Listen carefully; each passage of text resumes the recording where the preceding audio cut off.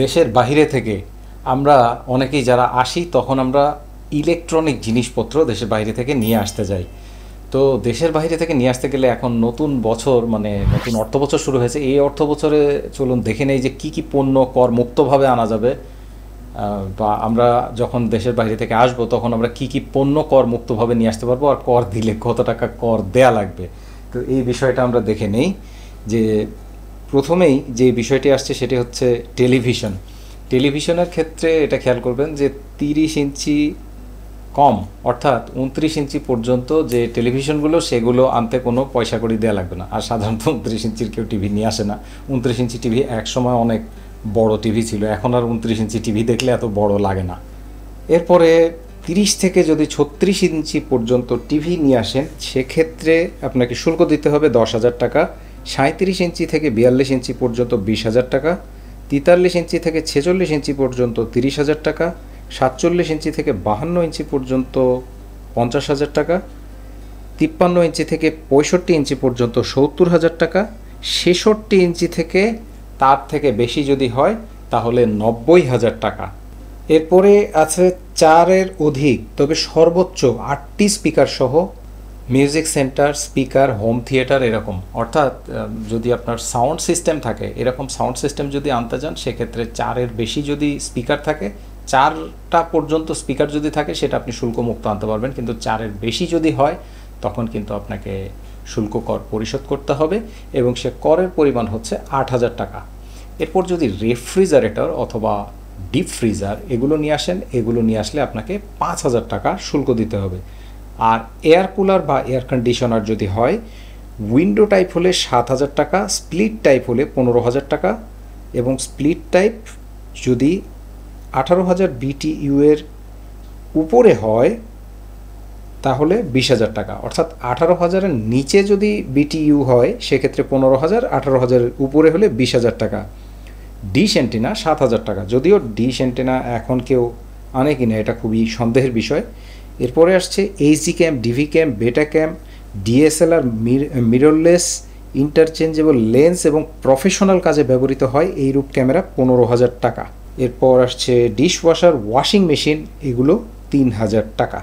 তো এইখানে উল্লেখ্য যে এই এইচডি ক্যাম, ডিভি ক্যাম এগুলো এখনকার সময় আর কেউ নিয়ে আসে না। তবে যে সমস্ত ক্যামেরা এখন সিনে ক্যামেরা বা প্রফেশনাল কাজে ব্যবহার করা যায়, সেটা মিররলেস হোক বা ইন্টারচেঞ্জেবল যে কোনো লেন্স ক্যামেরা হোক, সেগুলোর ক্ষেত্রে এরকম 15,000 টাকা আপনাকে শুল্ক দিতে হবে।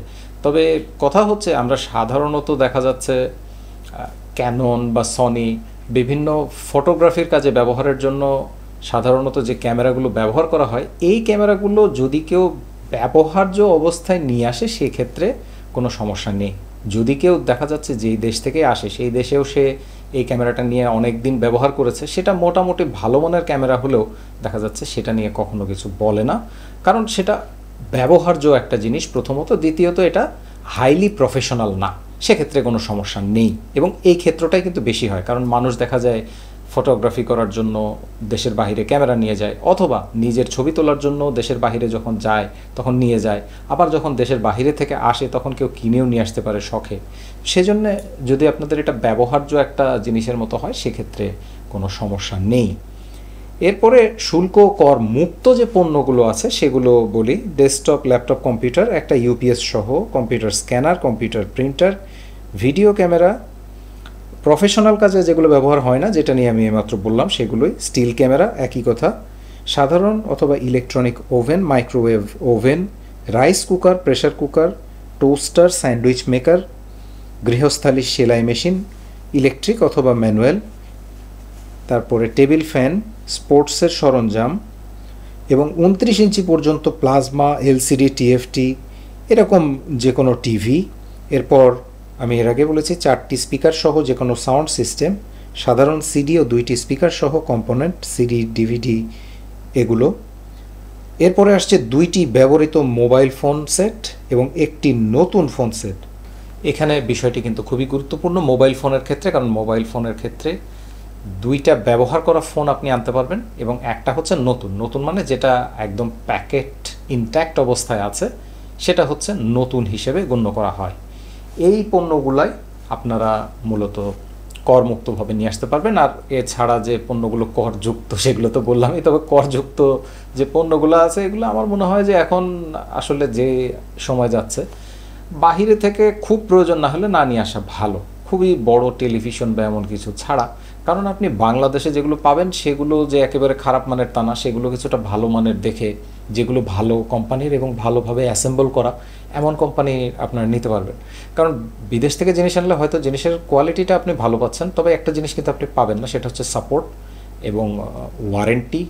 এই ওয়ারেন্টির সুবিধাটা কিন্তু আপনি পাবেন না, কিন্তু দেশে থাকলে পাবেন। আবার আপনি যদি এটা বিবেচনা করেন যে আমি একটা 40 ইঞ্চি টিভি নিয়ে আসবো, এই 40 ইঞ্চি টিভি আমি যেটা দেশের বাইরে থেকে নিয়ে আসবো একদম জাপানি টিভি, এটা আমার 10 বছর যাবে, কিন্তু দেশের থেকে আমি 5 বছরের ওয়ারেন্টি সহ টিভি কিনলে ওইটাই আমার কোনোরকম ঠেলে ঠেলে ঠেলে চালাতে হবে।